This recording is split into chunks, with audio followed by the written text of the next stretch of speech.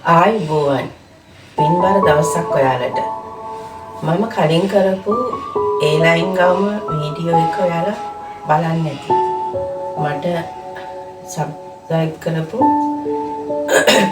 අයට ගොඩාක් ස්තුතියි මම හිතනවා ඉදිරියටත් ඔයාලා මට ඒ ගවුමේ අපහසු තැන් මොනවා හරි තියෙනවා නම් මට කමෙන්ට්ස් කරන්න මේ මට ලයික් කරන්න සබ්ස්ක්‍රයිබ් කරන්න කරලා මාව දිරිමත් කරන්න කියලා මම ඔයාලා හැම දෙනාගෙම ඉල්ලනවා මම ඔයාලට ඉදිරියටත් පහසුවෙන්ම කරගන්න පුළුවන් ඇඳුම් ගොඩාක් කියලා දෙන්නම් මම දැන් අද කරන්න යන්නේ මේ නයිටියක් පහසුවෙන් ඔයාලට මහගන්න පුළුවන් මොකද මේ පොතේ දැනුම හැම දිනාටම නැහැනේ සාමාන්‍ය දැනීමෙන් කරන්න පුළුවන් විදියට තමයි මම පහසුම විදියට තමයි මේ වීඩියෝ ඔයාලට ඉදිරිපත් කරන්නේ. ඒක නිසා ඔයාලා මාව බලාපොරොත්තු වෙමින් ඉන්න හැම දෙයක්ම මම ඔයාලට අවශ්‍ය විදියටම කියලා දෙන්නම්. අවශ්‍යතාවය තියෙන අය මට කමෙන්ට්ස් දාන්න. මම කියලා දෙන්නම්. අද මම කරන්නේ රෙදි මීටරයකින් ඔයාලට පහසු විදියටම මහ ගන්න පුළුවන් නයිටියක්. ඒකට මම රෙදි මීටරයක් ගන්නවා. රෙදි මීටරය කියන්නේ අඟල් 29ක් නැත්නම් සෙන්ටිමීටර් 100ක්. මේක මේ දහවාටියේ තියෙන පැත්ත. දිග අතරේ තියෙන අපි මේක දෙකට මෙහෙම නවා ගන්නවා.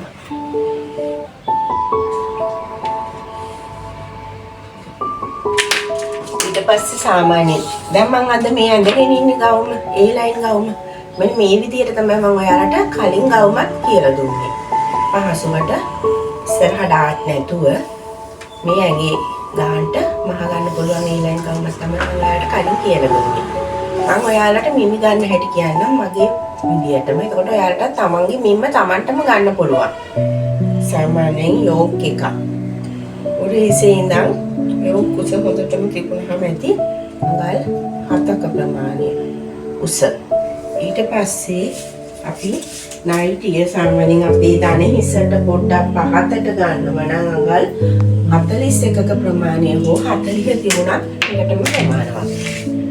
අපි සාමාන්‍යයෙන් අඟල් 40 කියලා හිතලා මේ උස ගමු. එතකොට අපි 40න් 7ක් අඩු කරලා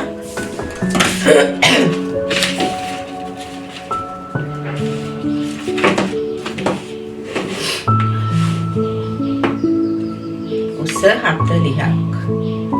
ඒකේ යෝග උස 7ක් අඩු කරාම අපිට එන්නේ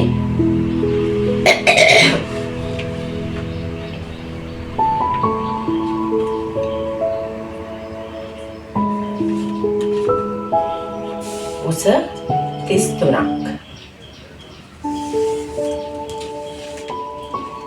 අපි ඒකට දානවා අඟල් 33යි අඟලක් තියෙනවා මහුම් වාසියට. එතකොට 34ක් උසට අපි මේක දැන් කපා ගන්නවා.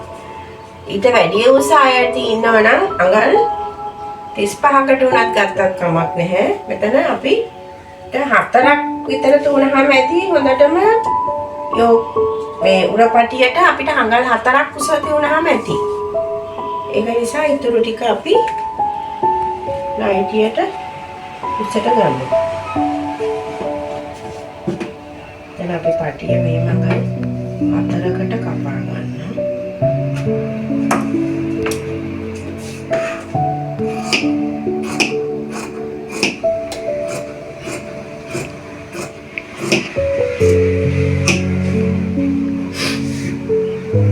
සාමාන්‍යයෙන් අපේ අක්කට මේ ප්‍රමාණය 3කට මැනගෙන අපි දැන් යෝග කුස ගන්නේ 7කටනේ.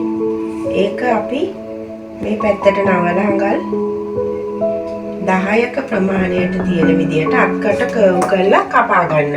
මොකද මෙතන අර ටිකක් අපි අත තද නොවි පහසුවට තියෙන්න ඕන නිසා පොඩ්ඩක් අක්කට පහතට කැපුවට කමක් නැහැ ටිකක්.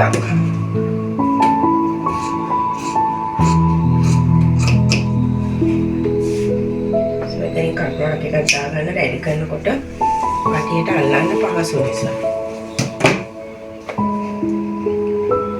ඊළඟට අපි දැන් මේ කොටසින් තමයි අපි උර පටියයි යෝක් එකයි කපාගන්නේ. අපි යෝක් කුස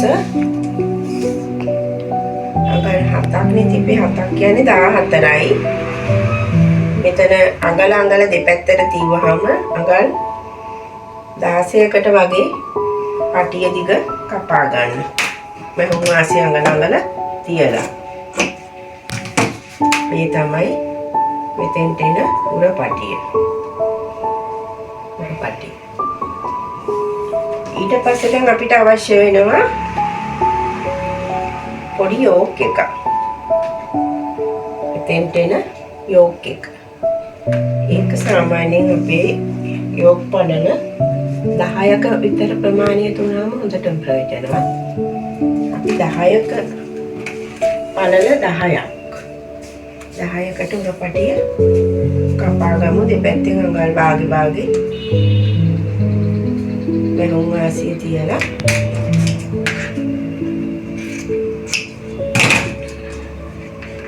අඟල් 11කට යෝක් පටිය කපා ගමු.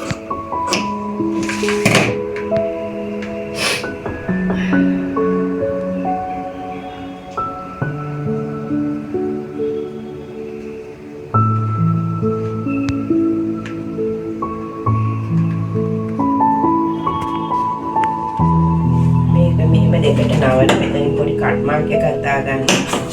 රැලි කරනකොට සමානව රැලි කරගන්න.